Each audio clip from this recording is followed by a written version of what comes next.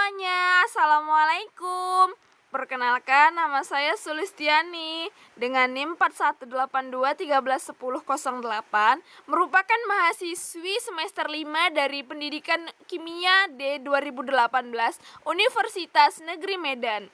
Saya akan menjelaskan tentang materi elektrolisis sebagai tugas akhir dari mata kuliah media. Adapun hal-hal yang akan saya jelaskan dalam materi ini adalah yang pertama tentang pengertian elektrolisis, yang kedua tentang hukum Faraday, dan yang ketiga tentang kegunaan elektrolisis.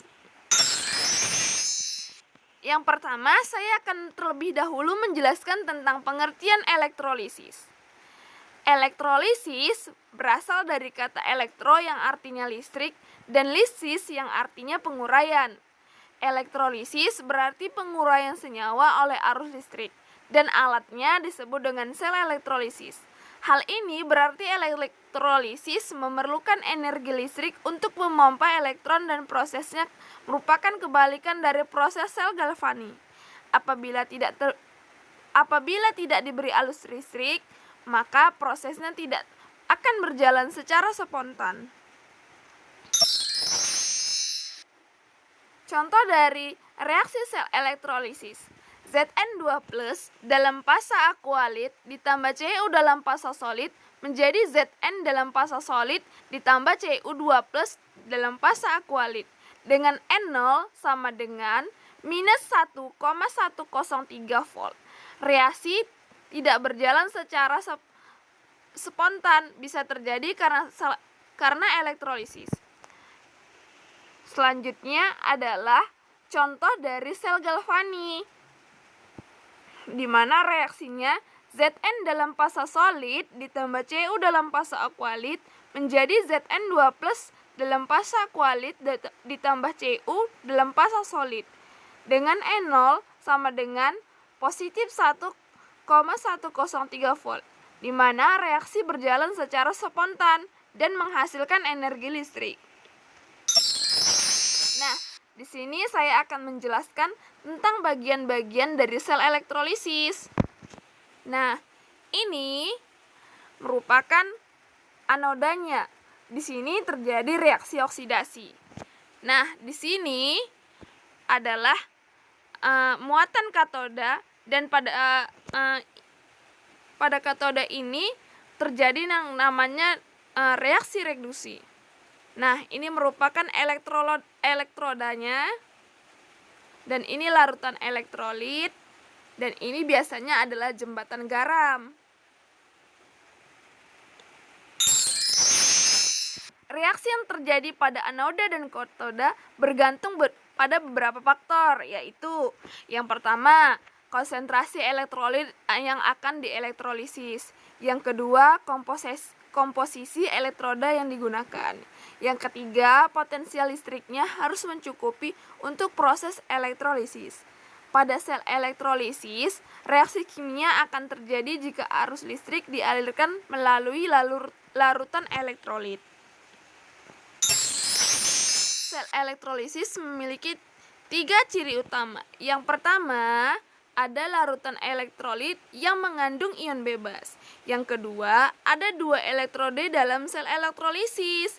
Yang ketiga, ada sumber arus listrik dari luar, seperti baterai yang mengalirkan arus listrik searah. Susunan sel elektrolisis. Prinsip kerja sel elektrolisis berlawanan dengan sel volta. Lalu, susunan rangkaian sel elektrolisis juga berlawanan dengan susunan rangkaian sel volta. Pada sel elektrolisis, anode bermuatan positif dan katode bermuatan negatif. Pada sel elektrolisis, pemberian kutub negatif dan positif didasarkan pada potensial yang diberikan dari luar. Reaksi pada katode dan anode elektrolisis dibagi menjadi 3 macam kelompok, yaitu yang pertama, sel elektrolisis dengan elektrolit lelehan. Yang kedua, sel elektrolisis dengan elektrolit larutan dan elektrode inert. Yang ketiga, sel elektrolisis dengan elektrolit larutan dan elektrode tidak inert. Nah, yang pertama, sel elektrolisis dengan elektrolit lelehan.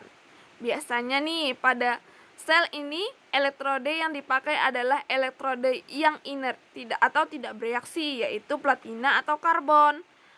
Lalu, lelehan adalah kondisi elektrolit tanpa mengandung pelarut air. Jika arus dialirkan dalam senyawa ion, maka senyawa akan terurai menjadi anion dan kation. Pada waktu proses elektrolisis, kation akan menuju katode dan anion akan menuju anode. Yang kedua, sel elektrolisis dengan elektrolit larutan dan elektrode inert. Unsur yang dipakai sebagai elektrolit inert adalah karbon dan platina. Adanya air dalam larutan akan mengakibatkan adanya kompetisi antara air dan zat-zat tertentu yang terlihat dalam elektrolisis. Yang ketiga, sel elektrolisis dengan elektrolit larutan dan elektrode tidak inert. Pada sel ini, elektrode tidak inert pada sel ini elektrode tidak inert ikut bereaksi dan hanya terjadi di anode. Yang kedua, reaksi pada anode, logam anode akan teroksidasi menjadi larutan. Dalam hal ini, semua anion tidak perlu diperhatikan. Lalu pada reaksi pada katode, reaksi yang terjadi sama dengan reaksi yang terjadi pada anode pada kondisi sel elektrolisis dengan elektrode inert. Contoh dari elektrode ini adalah Cu, Fe, Zn, dan sebagainya, kecuali pada platinum dan karbon. Selanjutnya, saya akan memasuki materi yang kedua, yaitu tentang hukum Faraday. Faraday menemukan beberapa kaidah perhitungan elektrolisis yang dikenal dengan hukum Faraday.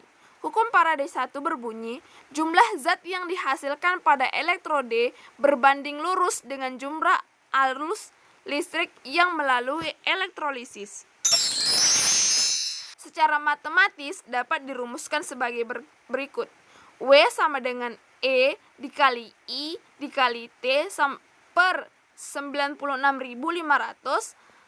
sama dengan E dikali F, di mana W merupakan massa zat yang dihasilkan dalam gram, E massa ekivalen, yang I kuat arus dengan satuan ampere, T waktu dengan satuan detik atau sekon, F merupakan jumlah listrik dalam Faraday.